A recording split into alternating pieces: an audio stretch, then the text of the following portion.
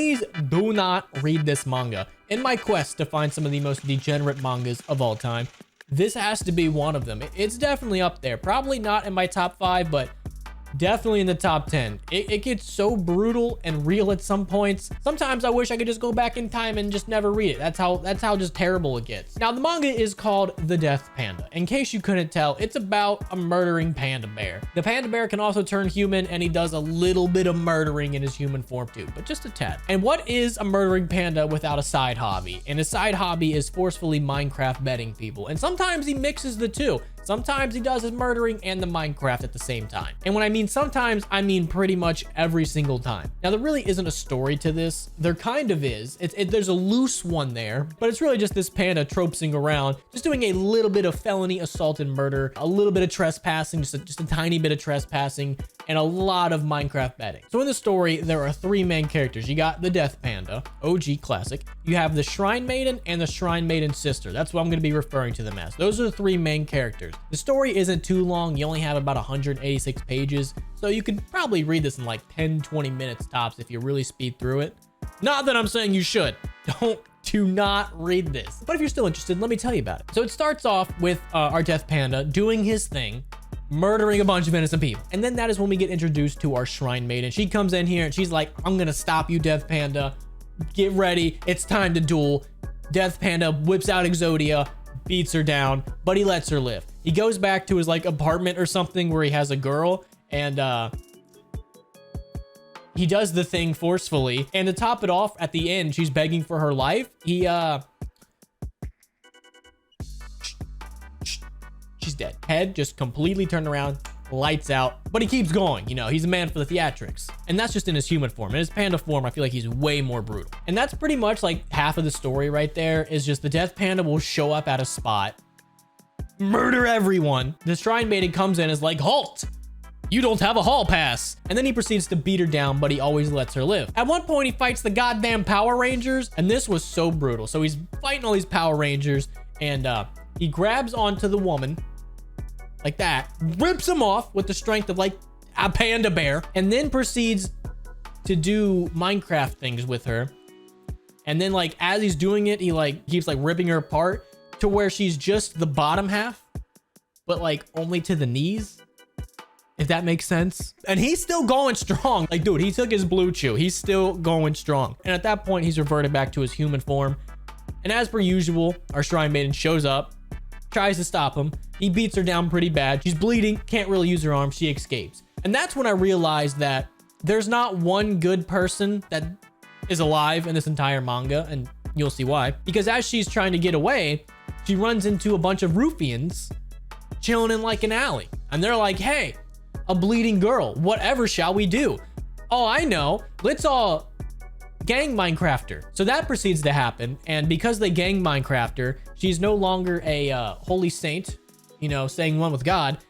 She's no longer a virgin, so she loses her Shrine Maiden powers. And as all this is going on, like her sister is also a Shrine Maiden, and is just talking like mad shit about her. She's like, she sucks, she's terrible Shrine Maiden, yada yada yada. She's like talking hella shit about her. She doesn't care that she dies or gets like gang Minecraft. She has no cares whatsoever. So she gets gang Minecraft, and then they eventually end up murdering her. And at that point, I'm like, well, what's happening? Like, is there an actual like, I'm halfway through the story, and the person that I thought was like the protagonist ends up dying. So I'm like, is the Death Panda really he's okay? I guess we're sticking with the Death Panda. So we go back to him. He's doing his murdering thing, you know, as usual. And eventually he gets led into a zoo, and he tries to do a bunch of murdering and Minecrafting there. So he gets the zookeeper, Dunzo. That's when the Shrine Maiden sister and her posse of lesser Shrine Maidens, they all show up, and they're like, we don't fight fair. I swore I was gonna kill you. We're gonna get you. So they all start attacking him, and they think they're successful. You know, they lose a couple, but they think that they killed the Death Panda. And then like this weird scene that I still don't understand happens, where like this giraffe demon soul thing just randomly appears. So the giraffe sticks its head where babies go, or where the babies get pooped out, and the girl explodes. And it's just, I don't understand. And then after that, it's revealed, big shocker, spoiler alert, that the murder giraffe or the killer giraffe, whatever its dumb name was actually the original shrine maiden. She had became a demon and is now a murder giraffe. Mind blown, right? So now the shrine maiden sister's like, yo, I knew you were nothing.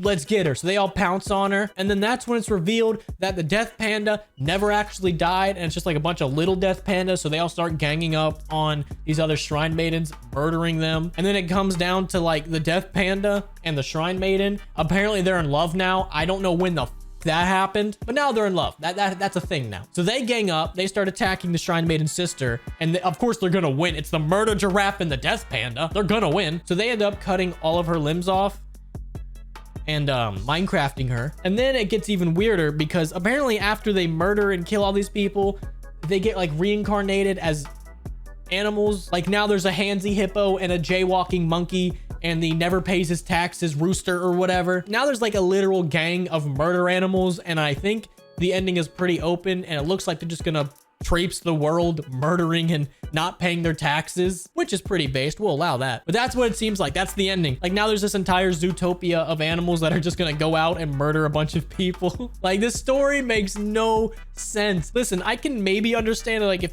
this is your kink, if you're into this stuff, maybe, but like, my God, it was awful. There is not one decent human being in this entire manga that didn't die in like half a page. The only redeeming quality about this manga that I would ever say would be the art style. The artist is very, very talented. This is very, very well done. But other than that, my God, it really is just a shock manga and just being way out there to be way out there. If you were to pull this up on my anime list, it doesn't even have 5 stars.